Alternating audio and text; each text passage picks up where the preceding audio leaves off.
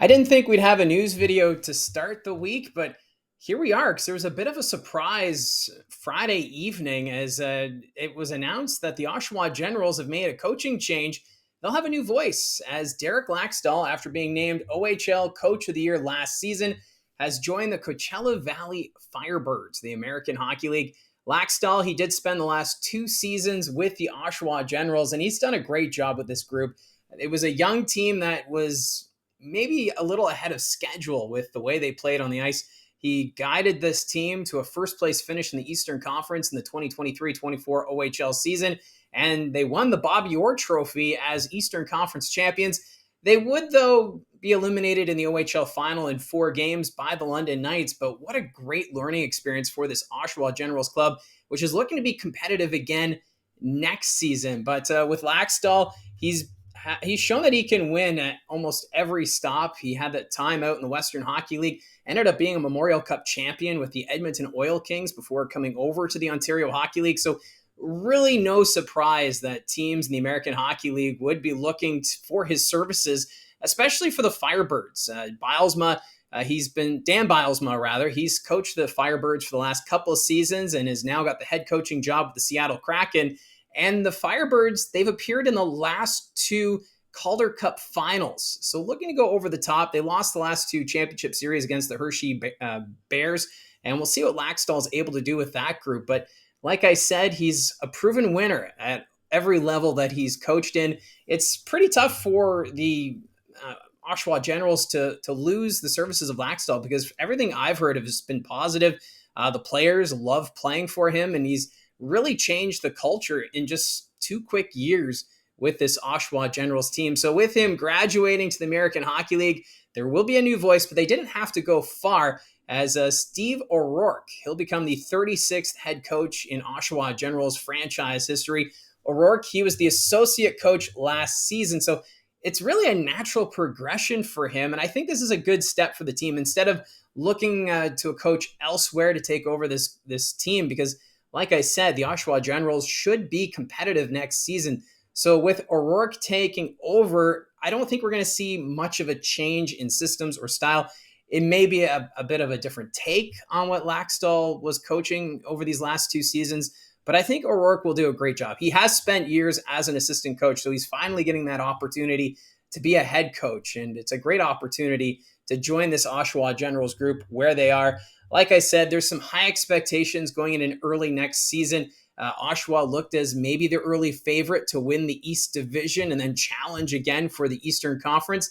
But you have to remember, too, last year, Oshawa, off to a slow start. They had a lot of injuries, and then it wasn't until the trade for Connor Lockhart back in November that this team started to turn it around, and Laxdal was able to be patient with this group, and they really got things going, ending the regular season on that 12-game winning streak to take top spot in the Eastern Conference going into the playoffs. So even if Oshawa takes their time to get used to the new systems and maybe they get to a slow start, it's not the end of the world. I think this Oshawa team will be able to adapt and figure things out under O'Rourke, and I think there's a fun season ahead for this Oshawa Generals team, although I think there's still some question marks, especially with this other news item that came up over the weekend that Sennecke has signed his 3-year NHL entry-level contract with the Anaheim Ducks. He was selected 3rd overall to the surprise of Sennecke and many in the hockey community. I think that was like the highlight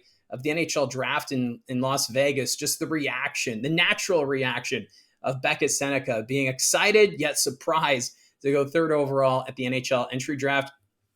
And going into the draft, though, his play is what scouts really appreciated because if you look at the playoffs, when Sennecke was on the ice, this team was winning. And Sam Cosentino, in the interview I did with him, pointed that out as well when there was talk that he could go top 5 at the NHL draft. Because when he got injured and was out of the lineup, it showed. He is a difference maker on this Oshawa Generals team. He creates the offense. Even in the first round of the playoffs against the Barrie Colts, we just saw what Sennecke was capable of. And the Anaheim Ducks excited about that potential as well as he just continues to grow and develop. It's going to be interesting to see how next season will go. I'm almost wondering if he sticks around for at least the 9 games to start the year And then at the 9-game mark, that's when teams decide whether or not to keep the player or send him back to junior. I almost wonder if Sennecke will come back to the Oshawa Generals, kind of like with Mason McTavish when he was drafted in the first round by the Anaheim Ducks. He was eventually sent back to the Peterborough Petes to get some more experience and to develop. And then eventually, of course, went on to play for the Hamilton Bulldogs in their championship run. So for Beckett Sennecke, a great opportunity for him. A big congratulations going through overall and now signing his NHL entry-level contract. But it's going to be interesting to see now with the question marks. Does he go back to junior? Or are we looking at a situation like Matthew Poitras with the Guelph Storm? Because he was drafted by Boston, and no one really thought he would stay with the Boston Bruins for the season. I know he got injured after the World Juniors, which really solidified that decision going forward. But for Beckett Sennecke, I almost wonder if he comes back to the Oshawa Generals next year. That's just a hunch that I have going into next season. Sticking with the Oshawa Generals, another news item came out over the weekend that they have a commitment from David Svozil. He was selected in the second round of the CHL import draft in 2023. So this is a big defenseman that's coming over from Europe. Svozil, he played in Finland. He's a Czechia native. And he played between the U18 and U20 leagues, played a combined 45 games, just 19 points. But he's a defensive defenseman, and he's a big body. So the Oshawa Generals excited for this commitment. For the Generals, they're excited to have him come over. And in a statement from GM Roger Hunt, he says that he likes the size and the first pass out of the zone. He's got that great knack for making those tape-to-tape passes. And that'll really help the transition game for this Oshawa Generals team that's looking to be competitive in the OHL's Eastern Conference. Continuing with signings, back to the NHL, Zane Parekh. He has signed his NHL entry-level contract with the Calgary Flames, and what a season it was for Parekh. It's been a busy couple of months, as Parekh, of course, named OHL and CHL Defenseman of the Year. He then won the Memorial Cup with the Saginaw Spirit, and then was selected 9th overall by the Calgary Flames. So Zane Parekh, it's been a memorable couple of months for him. He's signed that contract, so big congratulations to Parekh. He is an offensively gifted defenseman. He registered 33 goals, 63 assists, 96 points last season in 66 games of work, so over a point per game. It's going to be interesting to see if when he does join the Calgary Flames, if they're going to want to see him to tone it down maybe a little on the defense, maybe focus a little bit more on his defensive game. But still, you see these defensemen like, say, an Erik Karlsson type who still wins the Norris Trophy despite putting up all those points because he's able to get the puck out of the zone quickly. They've got the foot speed. Parekh has that foot speed, and we'll see if that is going to be something that will transition well into the National Hockey League level. Now, he was at the development camp of the Calgary Flames, and what's also cool is that his older brother, Issa, was also at the development camp. He signed on as a free agent invite after he played in the BCHL with the Nanaimo Clippers. So kind of cool there, the two Parekh brothers getting to experience an NHL development camp together. So if Parekh is back in Saginaw next year, I highly suspect he will be. He'll likely have a huge season. Saginaw, of course, they're going to take a step back after going all in at the OHL trade deadline as they were preparing to host the Memorial Cup. But still, Zane Parekh, he's going to be a threat next season at the OHL level. Saginaw, if you get Parekh back, you've got Michael Misa in his draft year. The Spirit could still make things interesting, or we start to see some moves to recoup young talent and draft picks. But I think we're a little ways away from hearing those decisions coming from the Saginaw Spirit as they're still celebrating their Memorial Cup win. But again, big congratulations to Zane Parekh in signing his NHL entry-level contract. And finally, we have a pair of Guelph Storm players who have signed their NHL entry-level contracts. First off, it's Jet Luchenko signing with the Philadelphia Flyers after being selected 13th overall. Luchenko has been quite the story. He had an amazing combine, one of the top performers there at the NHL Combine ahead of the draft, and a lot of teams talking about Jet Luchenko. And Danny Briere and the Flyers management, they loved what they saw and ended up selecting him there 13th overall. Not many thought he would go top 15. They were figuring maybe late first round, but Jet Luchenko had a great year at the Guelph Storm last year, played in all 68 games, 20 goals, 54 assists, 74 points.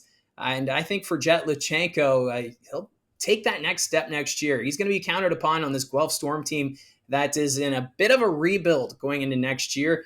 I'm not sure if we'll see Luchenko stick around with the Flyers to start next season. It is possible. And then from there, does he stick around with the Guelph Storm, or do they use him as a trade chip?